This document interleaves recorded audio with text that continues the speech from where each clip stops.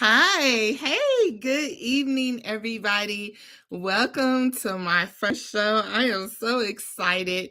And so I am Jazara Bradley. I am an author. I am the author of the book Love of My Life. It was the 2020 recipient of the Distinguished Authors Guild Literary Award, and it won in the category of romance. And so I'm excited to be here with you all this evening again. Good evening and welcome to the Jazara Bradley Effect live show. It is 8 o'clock p.m. Eastern Standard Time, and every week we are going to be here on the show and we're going to be going deeper into not just romance, but into the psychology, power, destiny, and emotional truth behind some of my writings. And so tonight, we're going to get started with, as I said, my book, Love of My Life, the novel that was written in 2020. And again, it was the recipient of the Distinguished Authors Guild Award for Romance. The love of her life was never the problem. The man with the badge was. Yep. So we're going to unpack that. And you all can feel free to ask questions, comments. Jennifer, thank you for being here with me this evening. Thank you. I'm just checking the chat and typing. Got on my glasses and still can't manage to see. It's crazy. All right. So I want to talk about our characters in Love of My Life. We got Gia, we have Infinity, and we have Matthew Taboo Henderson. All right. So Gia and Infinity, they had this bond from their childhood when they were young. And there's always something powerful about childhood love. It forms before the ego, before status, before manipulation. And so in this book, hey, LaDavia, thank you for being here. In Love of My Life, we see Infinity grow as a character. He leaves the streets, he matures, but then life separates him and Gia. And so, my question for you is, have you ever met someone early in life and then realized later on that they were always your person? So, let's see what you all have to say in the chat. And those of you who are watching the replay, I definitely would be curious to know, if there was that person, in your past and then they resurfaced and you realized that they were your person. Okay. Well, this is what happens with Gia. And I think one of the things that happens with Gia is sometimes we as people, we're looking for our person, or we think that the way that love is going to come is going to be so grandiose, so to speak. And what happens for Gia is she realizes that the love of her life has always been there. And so sometimes I think because we idealize what that looks like, we overlook what could be right in front of our face. So let's see. Jennifer said, I thought they were my person. Oh, okay. That can happen too. Just like people idealize something, sometimes we can look at something or someone and romanticize them to be that person and they may not be. Okay. So now I want to move on to this thought because the title of our show is, and I forgot to say it at the beginning, but I did put it in the heading, Courage After Abuse and Love That Survived Time. That is the topic of our show. So I want to get into this courage after abuse. And so to get there, we're going to talk about Taboo. Taboo is Gia's boyfriend. at the beginning of the story. So she's not with Infinity, she's with Taboo. And I got notes here. There are things that I definitely wanted to address and talk about in our time. And so I wrote here that Taboo isn't just a bad boyfriend.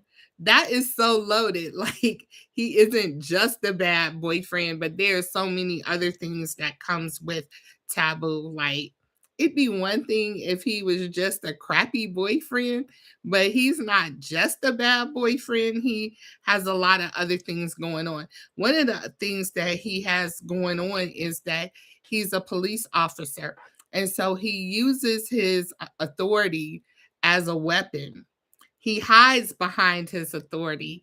Oh, and I don't want to give away too much of the story, but him being a police officer and weaponizing his authority, when you understand who he is and who he has been in the past, this makes him look even more of a joke. Like you can't take this guy serious. And grown men do not take Taboo serious in this story. He manipulates confidentiality. Gia doesn't stay in this relationship because she's weak. And so a lot of times people will look at somebody staying in an abusive relationship and think, oh, it's because they're weak. And it's not because she's weak physically. And it's not even because she's weak mentally, but she stays because she's afraid. And I think we have to normalize that fear can be paralyzing. And that's one of the things that we see in Gia's character, that fear has paralyzed her. It's kept her from moving on in her life. And she has to eventually come to an agreement with herself. You'll see her evolve as a person where she goes from being so fearful that she can't do anything until there's the fear right in front of her face, and she has to say, enough of being afraid, enough of being scared. I have to make a decision. I have to move forward. And I like to ask you all, in thank you, LaDavia. It is a topic that needs to be addressed. And I think a lot of times we don't address the topic for various reasons. Sometimes it's very easy for people on the outside looking in to make judgments about people and why they stay in abusive relationships. And that was one of the reasons why I wanted to write this book. Everybody that's in an abusive relationship doesn't want to be in that relationship. There are things, there are situations, circumstances that they may not be able to talk about or articulate that cause them to be in these relationships. And so, Gia, I need my readers to understand and the audience to understand, especially if you haven't read the book. Gia is a very well put together woman. She's a doctor. She's a psychiatrist. She provides counseling to people. So there's not the idea that Gia doesn't know what to do. Gia knows what to do, but she's in a situation where her knowledge and what to do is not enough to get her out of the situation until she makes the decision, not another day. So those of you who are joining us, thank you for joining us. I'd like to ask you, what do you think makes leaving difficult? What makes leaving a relationship difficult? And it doesn't even have to be Gia's relationship was a excuse me, abusive relationship, but this could be a relationship that's not abusive. What do you think are some things that makes it difficult to leave a relationship? I know in the Jazara Bradley Effect group on Facebook, someone said that love should not be hard, but leaving is. And I think I said that wrong. Matter of fact, it was Alex in the group who said it, and she said it so eloquently. Let me pull it up because I apologize. I butchered that. So I have it here. She says, loving should not be hard. That's what makes leaving hard. And I so loved her answer. Let's see. I am looking in the chat. Let's see. Time keeps people invested too long, Jennifer said. I agree. Finances, oh, definitely. Financial stability can keep people from leaving and staying too long. Yeah.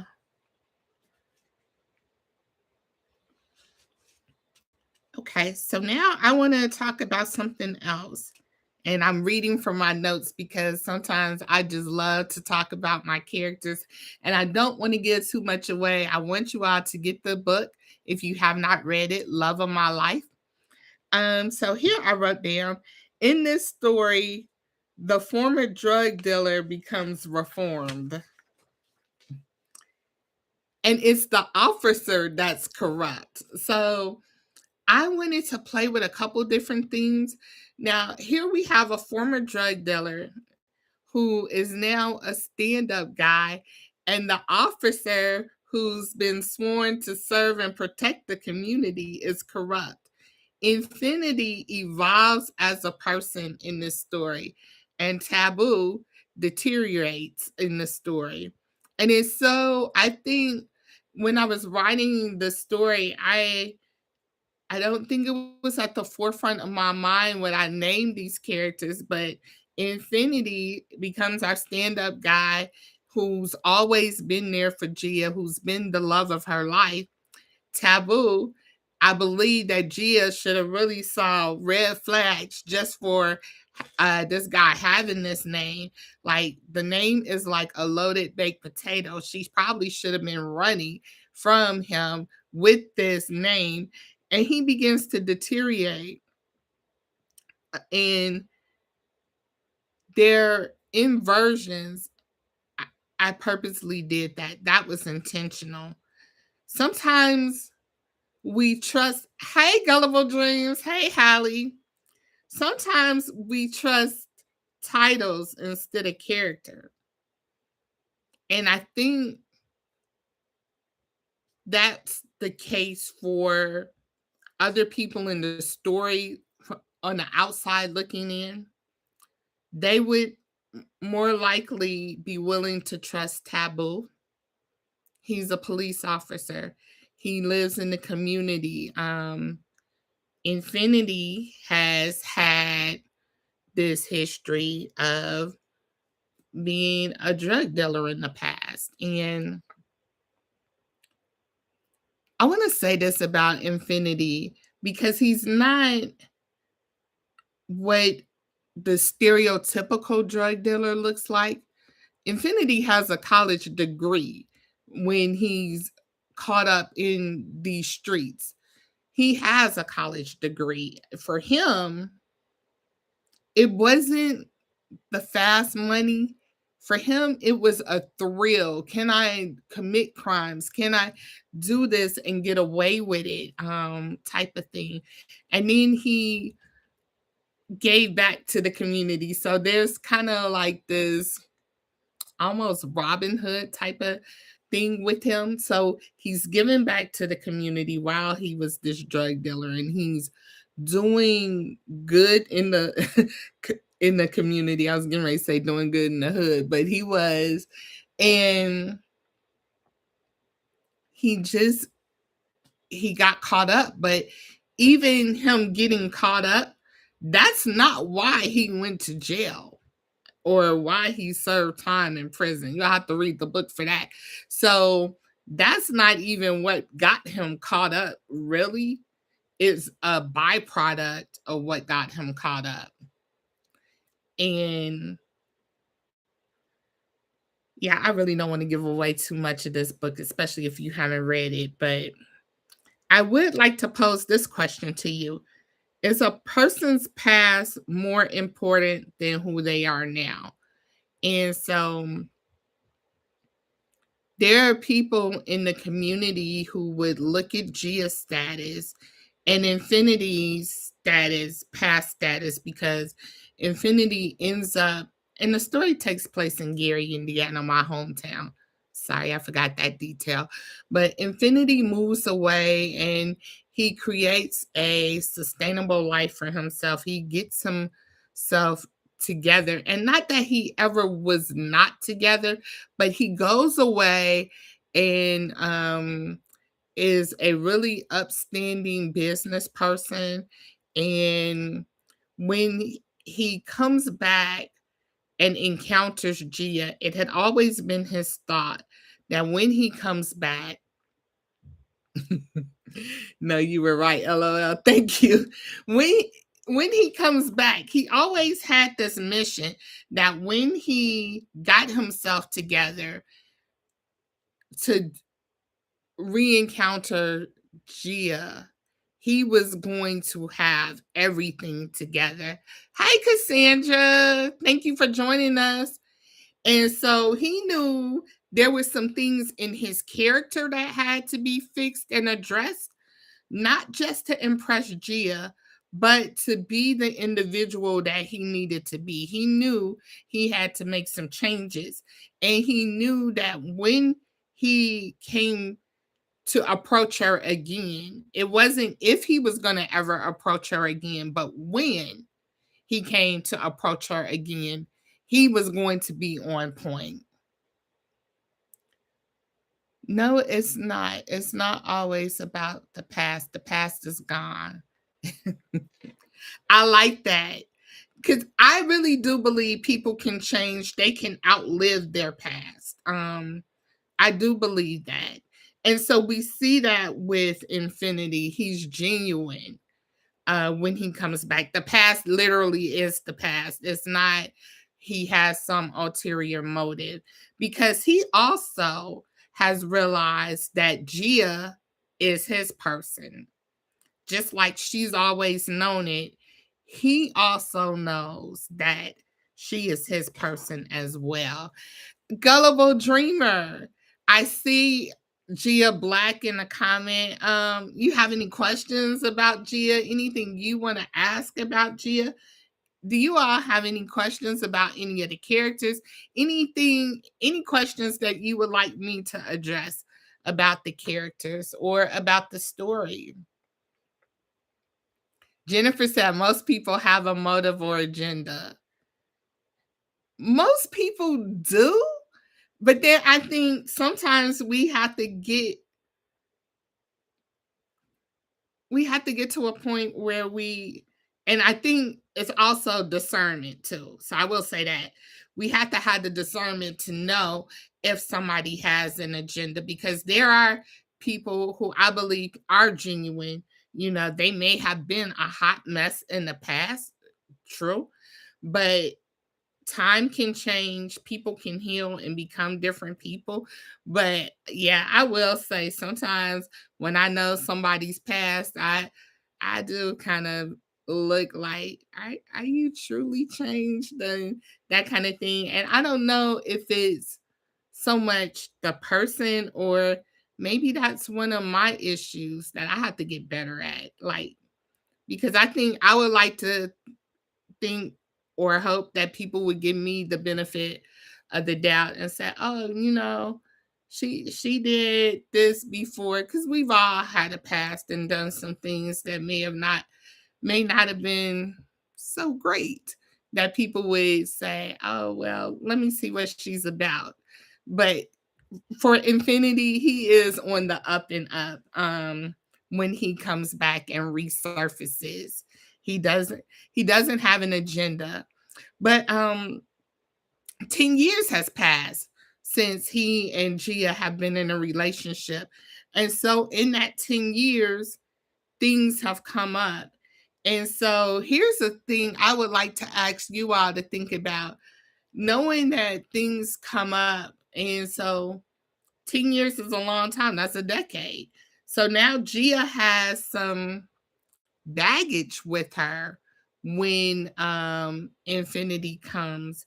And so I would like to ask you, how easy is it to accept someone's baggage that comes with them? And it doesn't necessarily have to have negative connotation, but some people, well, people, we all come with some stuff, whether that stuff is good or, whether it's weighing us down. How easy is it for us to accept people with their stuff? Okay, so now I'm back in the chat.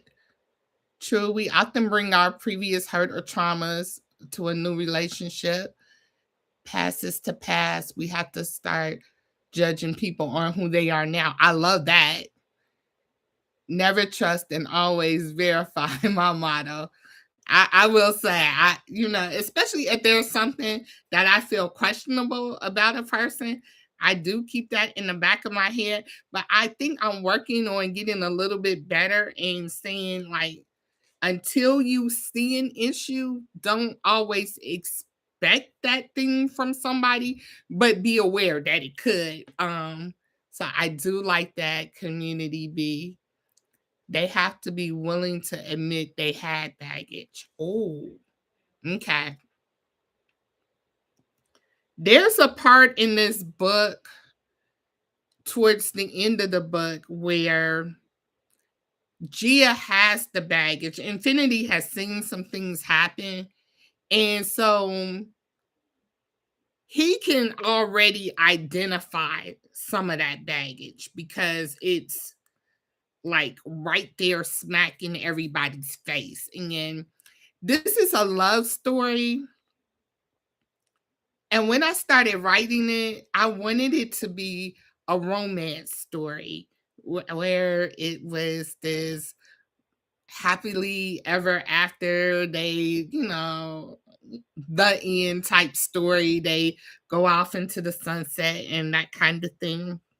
But if you guys are familiar with my writing, a Jazara Bradley book never flows like that. And so there's some real life issues that happen in this book. And it's still a romance by definition, by virtue of what a romance is. And it's a love story as well. One of the key things in this love story is that Gia has to, number one, be in position to accept love from Infinity and other people, which has been very difficult in her life. Just and I'm not going to give the story away, but when you read her story, she talks about some of her growing up issues, and so you kind of understand why she's able to give love to a degree, but because she's not totally healed, not 100%. And so she's never really been able to accept love 100%. And one of her things that she comes to is she has to learn not only to accept love from other people, but to love herself enough to get out of this bad situation that she's in. And I'm not saying that she had self-hate. I'm not saying that. But there's been so many times in her life where she hasn't chosen herself, where she's put other people ahead of herself, thinking that that's love. And so she gets to a point where she's forced to choose herself. It's a life or death situation. And so she chooses life. And in choosing life, she has to choose herself. And so once she chooses herself, her life begins to change. It has to change. And so the dynamics change.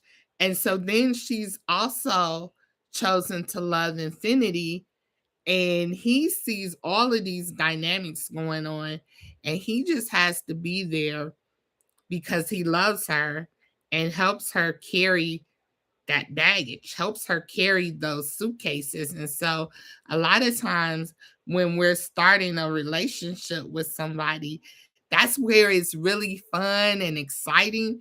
Well, in this story, Enters Infinity, it's like he loves this girl, but all of that, oh, mushy gushy love that happens in relationships when they begin, they don't get that. So it becomes a true love story where this is, I love this person, and I have come into their story where it is at the height of the story, and there's a lot of drama here, and I understand what I'm getting into, and I'm ready to roll with that person. Let me check the chat. You can't hold someone in denial until they acknowledge their own faults and start working to be better. I like that. You have to love yourself before you can truly love someone else. Absolutely. That's the hardest part for people who put everyone before themselves, to finally put yourself first. Absolutely. It is. It is. And I love that point that you made, Cassandra. I think about, when you're flying on airplanes and they tell you, you may be flying with small children or family members, but if something were to happen, and you hope it never happens, but make sure you put your mask on yourself first before you start trying to help someone else. And so, when you wrote your message there, it reminded me of that.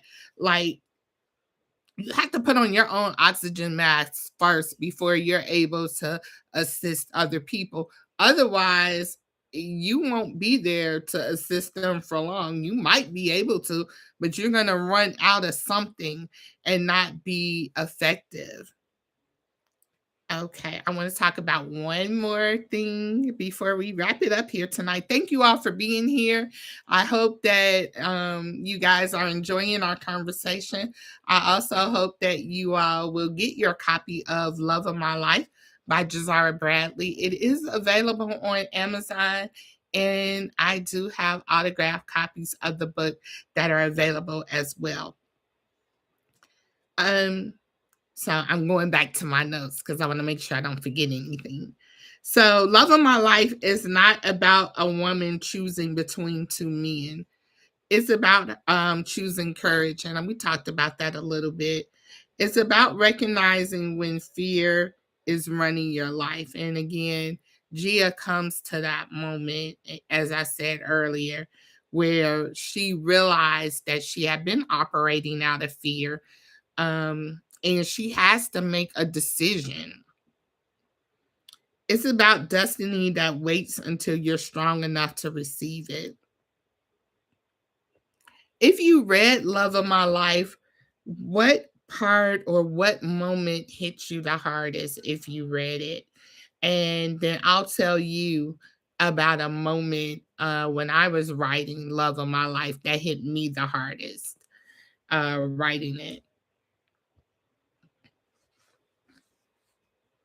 Okay. So there's this scene in Love of My Life when Gia is experiencing physical abuse. And it was really difficult for me to write this, even because I'm writing it from a fictional standpoint. But it was really difficult to write that. But I know that domestic violence is an issue. And this woman was not just abused physically, but she was abused mentally as well, psychologically as well, where this man had so much control. But I think The other scene that was really difficult to write was when she wakes up in the hospital, um, after this episode where she's been dramatically abused, and she wakes up and she's been abused, and so much so that her body is in pain and she's experiencing all of this physical pain, and this man has abused her to the point where she has been left with partial hearing. So she's only able to hear out of one ear. She's been so abused to that point, and that she had been in and out of consciousness for days.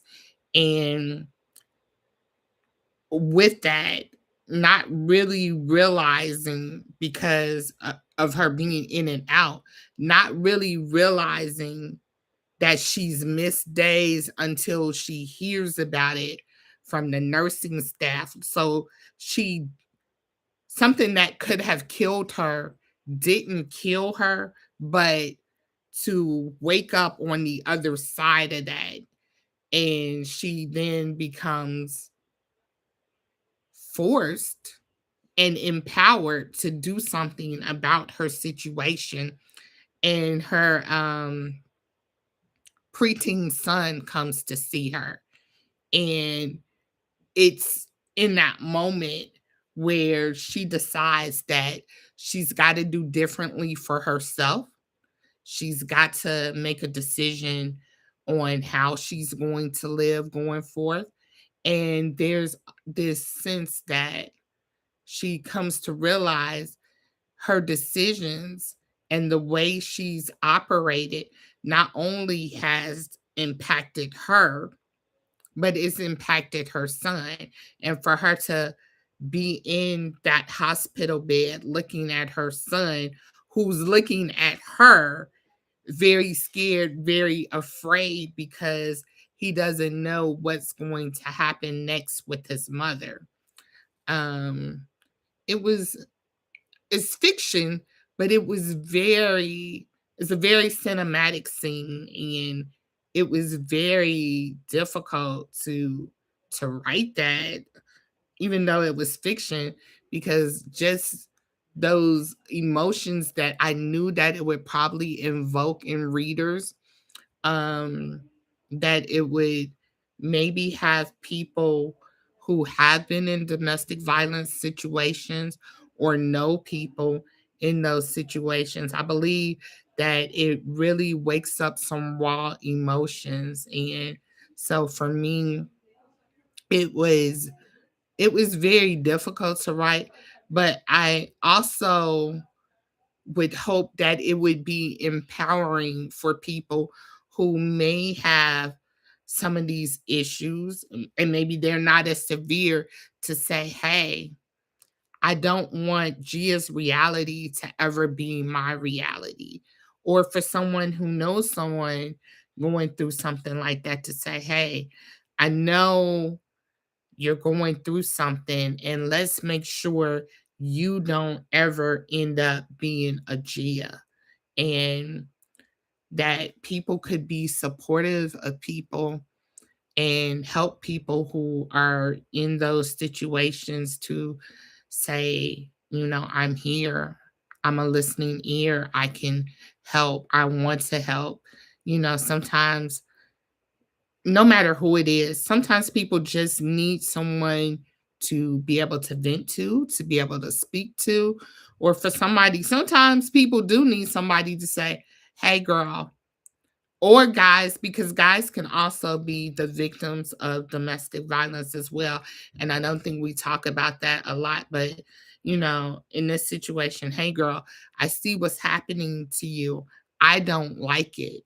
How can I assist you? Or, you know, you're not going to stay in this situation. Let's get you some help.